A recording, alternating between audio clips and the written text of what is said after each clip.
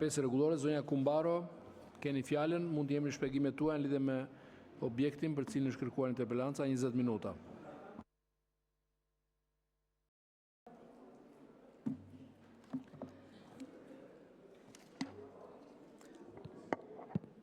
Faleminderit, zoti kryetar, të nderuar koleg, kur shqetësohemi sot për fenomenin e dhunës të tmiturit, por edhe për sigurinë në shkolla, nuk mund ta bëjmë këtë nëse e kemi seriozisht debatin, sikur flasim për një problem të izoluar thjesht për ta përdorur me qenara rruga.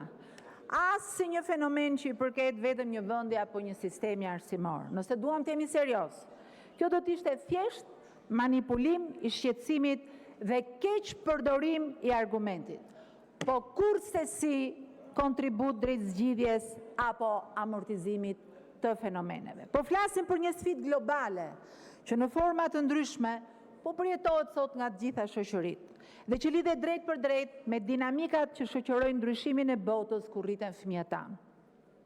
E kam fjalën konkretisht për hapjen pa limit të botës virtuale që thyen gjithë kodet e komunikimit dhe zhbën konvencionet etike të shoqërive mbi të cilat ngrihen dhe rregullat e sjelljes në shoqëri. Edhe patjetër që është një sfidë globale, por është një sfidë që në Republikën e Shqipërisë do duhet ta trajtojmë të gjithë ne bashkë. Aktor social, politik, ekonomik, mediatik, nga familja e deri te shteti si një kauzë për bashkim forcash dhe jo si se bepin e radhës, siç sapo e pam për politikën e çastit që sjell vetëm një çorb fjalësh. Por megjithatë, faleminderit politikës së çastit që të paktën jep mundësinë edhe një herë të themi ca të vërteta, ama shpresoj pa bërtitur, pa uluritur, pa molotov e pa kapuçon të zinj e maska, të paktën në këtë sallë, nëse që të themi të vërtetën nuk është se nuk i kemi parë dhe këto përse gjalli ne këtu dhe në ekran ata që duam t'i edukojmë ndryshe nga që bën politika e dhunës. Ajo që nuk mungoj edhe këtë javë të përdor të miturit për dhunën e të mëdhenjve pa busull, e lema pastaj atyre që din të bëjmë vetëm çorb në vend të argumenteve. Edhe jo më larg se sot, këtu në mëngjes, në këto foltore, e pat fjalorin që bëri pis mikrofonin, foltoren dhe ekranin e atyre që na ndjekin. Duke konfirmuar fatkeqësisht që këtë që po them, ju vërtet po i përdorni fëmijët me demek për të drejtën e protestës. Turp. Për ne është një detyrim që me çdo kusht e përtej çdo sfidë të kohës të ndjekim çdo ditë me konsekuencë edukimin e fëmijëve, të rrisim sigurinë në shkolla, të shoqërojmë adoleshencën e tyre, të intensifikojmë komunikimin për të parandaluar aktet ekstreme, për të përgatitur adoleshentët për një realitet që ndryshon jo me javë, jo me ditë, po me orë. Dhe sigurisht, sepse është një realitet që s'është vetëm ky që shohim, po dhe ai që na sjell bota e teknologjisë, që ka tejkaluar tashmë konvencione tradicionale dhe që shoqëria njerëzore ndonse i përdor, ende nuk i kontrollon dot vetëm për qëllime të mira, përkundrazi. Dhe këtu pas një dyshim, shkolla është një ndër faktorët kryesor. Po aq sa që është dhe më shumë familja, po aq sa që është dhe më shumë roli i komunitetit e i medias dhe i gjithë faktorëve social, që në 24 orët e jetës së një të mituri zën 3/4 e kohës, krahasuar me vetëm 5 deri 6 orët që zë shkolla, e cila duhet mbështetur fort, së pari nga shteti dhe nga gjithë shoqëria. Dhe përpara se të jap përgjigje për çfarë parafolësit shtruan, dua të jap një kontekst për të kuptuar se për çfarë po flasim. Kemi 355.510 fëmijë në sistemin ton parauniversitar, nga klasa e parë deri në të 12-ën.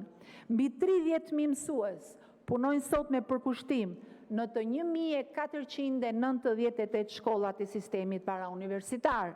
2.670 mësues ndihmës japin sot kontributin e tyre në të gjithë këtë rrjet për të siguruar gjithë përfshirjen e fëmijëve me aftësitë ndryshe brenda të njëjtit sistem arsimor, ku numri i fëmijëve me aftësi ndryshe për vitin 25-26 është rritur me 6.8%, për një total prej 6.073 fëmijë, përkundër rritjes së numrit të mësuesve ndihmës për ta me 8%.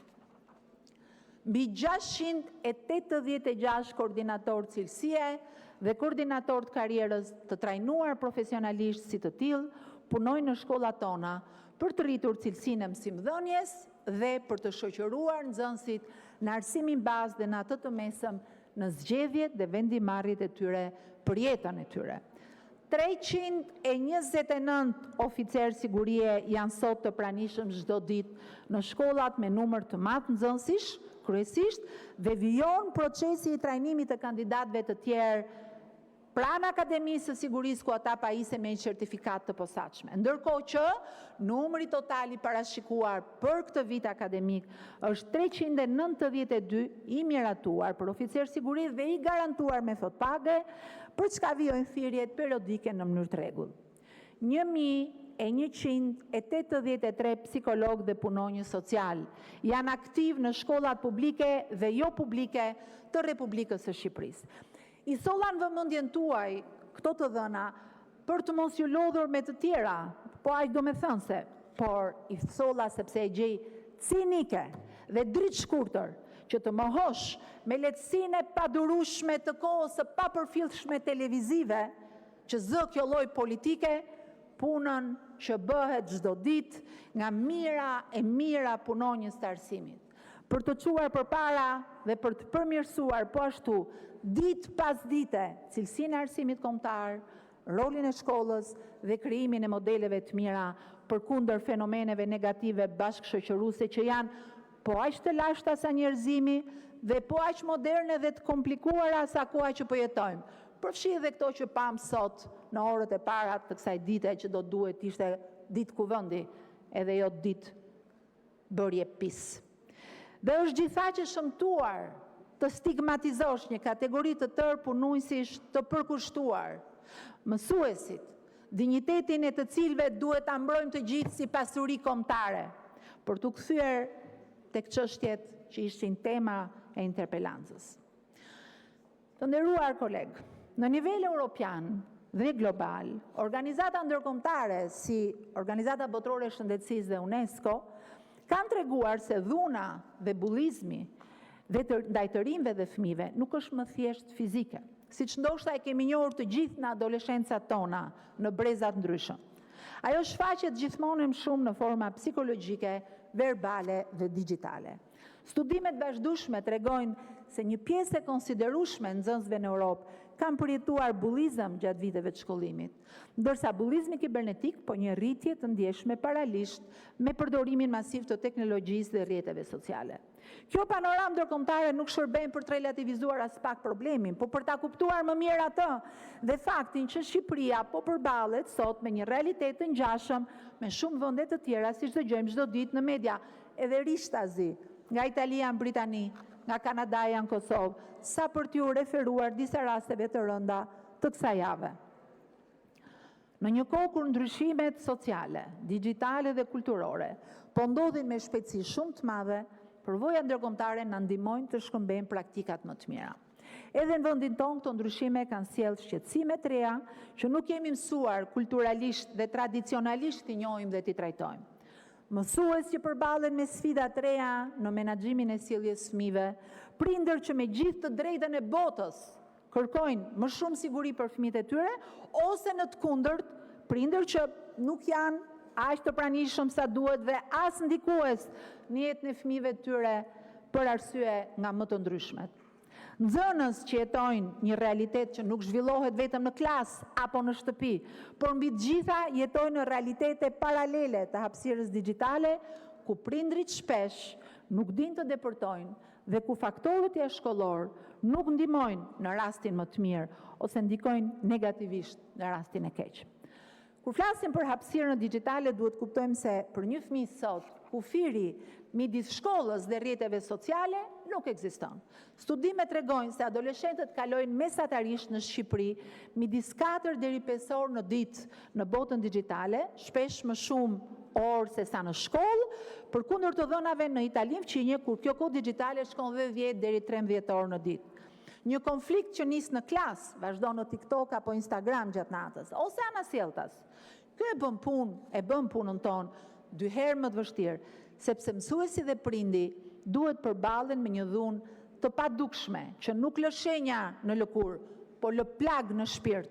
Pikërisht për këtë arsye, Ministria e Arsimit ka zgjedhur të mos reagojë në mënyrë fragmentare apo vetëm pas rasteve të veçanta, po të ndërtojë një qasje të qëndrueshme, të koordinuar dhe afatgjatë. Është miratuar tashmë për një viti plani kombëtar i veprimit për fuqizimin e mekanizmave të parandalimit të çdo forme dhune dhe bullizmi dhe për të siguruar sigurinë e institucioneve arsimore parauniversitare. Ky plan nuk është thjesht një dokument politikash, por një kornizë veprimi e përditshme që e sheh sigurinë në shkollë si një proces të përditshëm ku bashkëpunojnë institucione shtetërore, mësues, prindër, nxënës dhe komuniteti. Po ndërtojmë një bashkëpunim shumë solid me një prej institucioneve më të mira që ka vendi ynë në këtë fushë, siç është Autoriteti Kombëtar për Sigurinë Kibernetike, qoftë për të krijuar mjedise më të sigurta digjitale, ashtu edhe për të krijuar linja të dedikuara komunikimi për të rinjt, që kanë nevojë të denoncojnë apo të tregojnë problemet që hasin. Përfitoj nga ky komunikim që të them se kjo agjenci ka një linjë direkte komunikimi, 24 orë në 7 ditë të javës për problemet e sigurisë kibernetike apo të bullizmit online. Po ashtu, edhe me Autoritetin e Mediave Audiovizive kemi hyrë në një fazë të re bashkëpunimi për të monitoruar jo vetëm hapësirën tradicionale mediatike, por edhe atë digjitale me fokus sigurinë e fëmijëve. Prania e oficerëve të sigurisë është forcuar ndjeshëm dhe po shoqërohet me standarde të reja pune dhe etike profesionale. Këta oficerë nuk janë thjesht figura kontrolli, por pjesë e mekanizmit të parandalimit të ndërhyrjes së hershme në bashkëpunim të ngushtë me mësues, psikolog, punonjës social dhe policinë e shtetit. Megjithëse shkolla shqiptare ka një traditë të gjatë si institucion arsimor, oficeri i sigurisë është figurë e re, nuk ka qenë tradicionalisht një figurë e shkollave tona, ashtu sikundër edhe punonjësit psikosocial. Dhe pikërisht jo më larg se 3 javë më parë, shumë faleminderit që e keni ndjekur, shpallëm sërish dhe 62 vende të lira pune për oficer sigurie pranë shkollave tona, pasi janë trajnuar në Akademinë e Sigurisë të Policisë dhe pajisur me certifikatën përkatëse. Paralelisht është ndërtuar një strukturë e qartë koordinimi midis drejtorive arsimore dhe policisë së shtetit për të garantuar reagim në kohë reale dhe shkëmbim të vazhdueshëm informacioni. Paketa e sigurisë si një marrëveshje ndërmjet Ministrisë Punëve të Brendshme dhe Ministrisë Arsimit ka institucionalizuar bashkëpunimin me Policinë e Shtetit, fal të cilit është shtuar prezenca e punonjësve të policisë në perimetrat e shkollës gjatë orarit fillimit të mësimit, gjatë pushimit gjatë dhe pas mbarimit të mësimit në perimetrin e shkollës. Ndërkohë, punonjës të policisë së shtetit zhvillojnë çdo javë orë shpjeguese mbi sigurinë, mbi vetmbrojtjen dhe mbi parandalimin e konflikteve në shkollat tona. Shtoj këtu që fillon brenda aktiviti projekti Ministrisë së Brendshme Qyteti Inteligjent, pjesë e të cilit është dhe pajisja e shkollave, fillimisht e atyre me numër më të madh nxënësish, me kamerat posaçme për të parandaluar në kohë dhe në bashkëpunim me policinë e shtetit çdo incident apo konflikt. Po ashtu, në fillim të këtij viti shkollor, me një urdhër të posaçëm, është ndaluar celulari në ambientet mësimore. Një masë që rezulton e zbatuar plotësisht dhe që jemi duke ndjekur hap pas hapi me rikujtesë dhe sensibilizim të përditshëm, ku prindrit i kemi krahë dhe jo përballë. Vendimi për ndalimin e telefonave celulare në ambientet shkollore nuk duhet parë si masë ndëshkuese, por si një ndërhyrje edukative dhe mbrojtëse. Më vjen shumë mirë të ndaj me ju se është mirëpritur fort kjo masë nga prindrit, si dhe nga mësuesit të cilët konfirmojnë një përqendrim më të madh gjatë orës mësimit. Shumë vende europiane po ndjekin të njëjtën qasje, duke synuar të reduktojnë përdorimin e pakontrolluar të teknologjisë gjatë orarit mësimor. Qëllimi nuk është të heqim nxënësve teknologjinë, por përkundrazi të mësojmë me përdorimin e shëndetshëm të saj.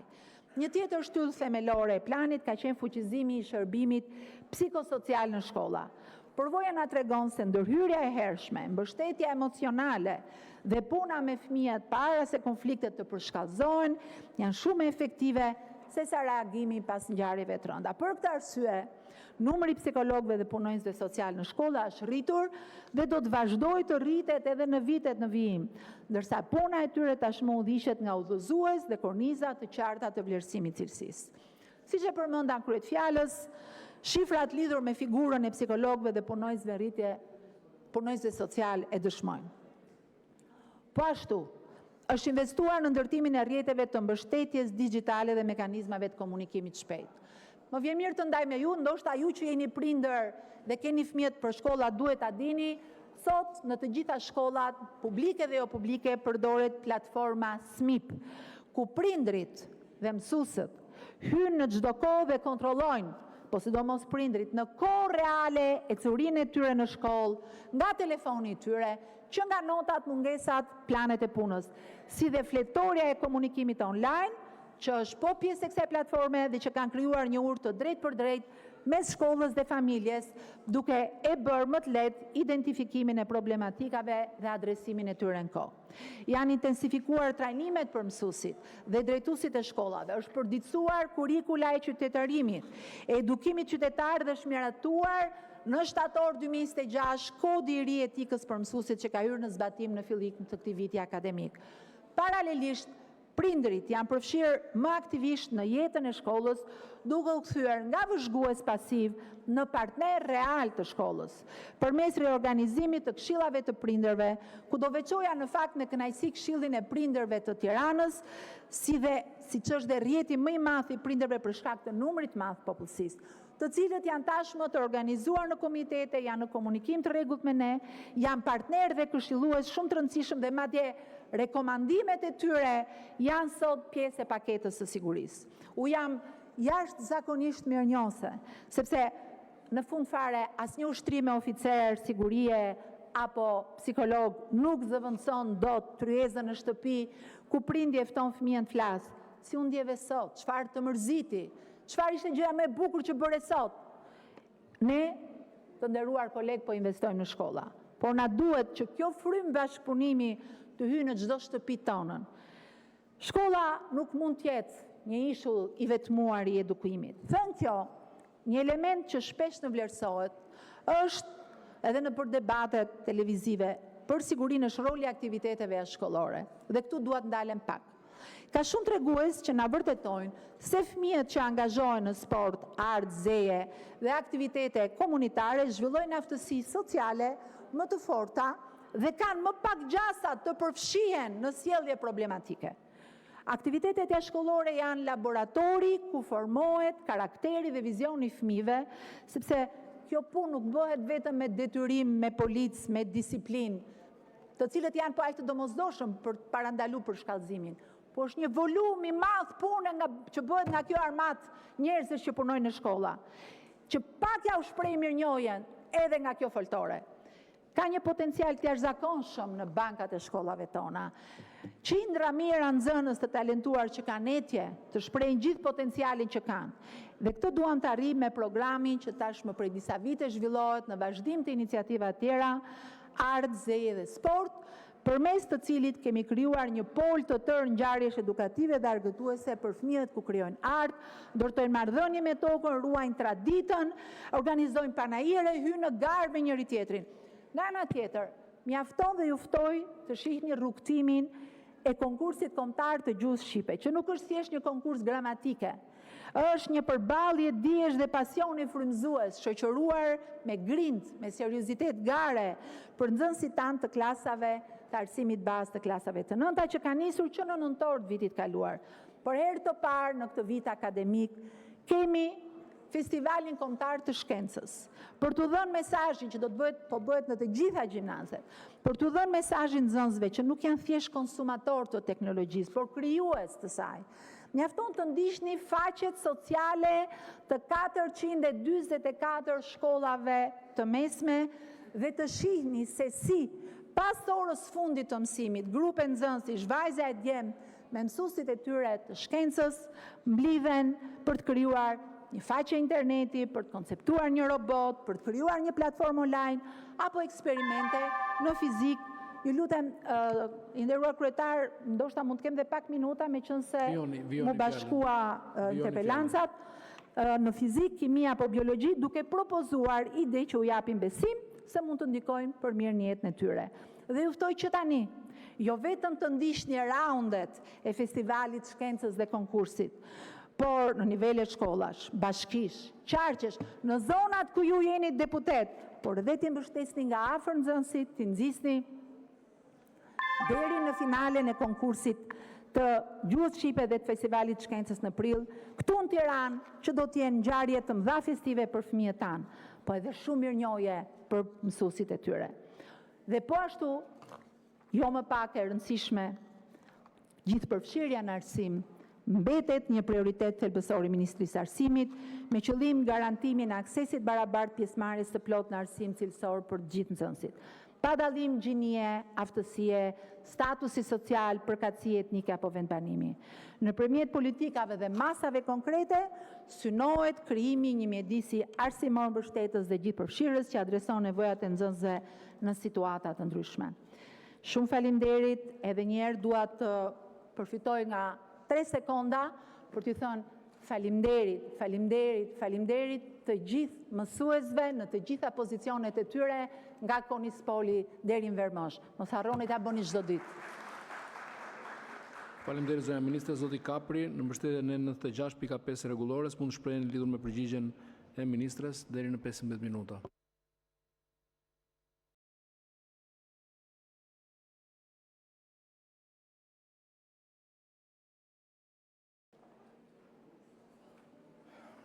Faleminderit, zotë kryetar.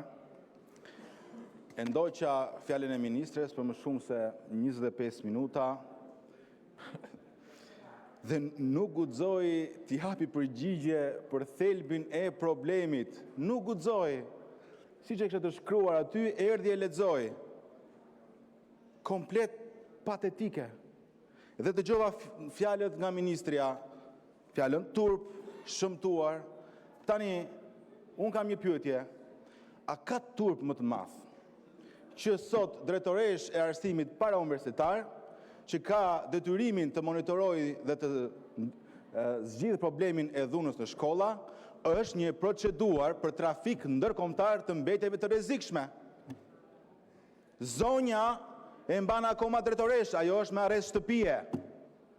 Pra na foli këtu për një lloj mrekullie që nuk e di ku e gjen, nuk e di ku e shikon në sistemin arsimor, ndërkohë që personi përgjegjës që duhet ta zbatojë këtë projekt të qeverisë, nuk shkon në punë, se është me arrest shtëpie për trafik ndërkombëtar mbetjesh. Në kohën që edhe në ministri ka qenë vetë zonja Kumbaro, para se të jetë në Ministrinë e Arsimit. Pra, ma shpjegoni ju këtë gjë.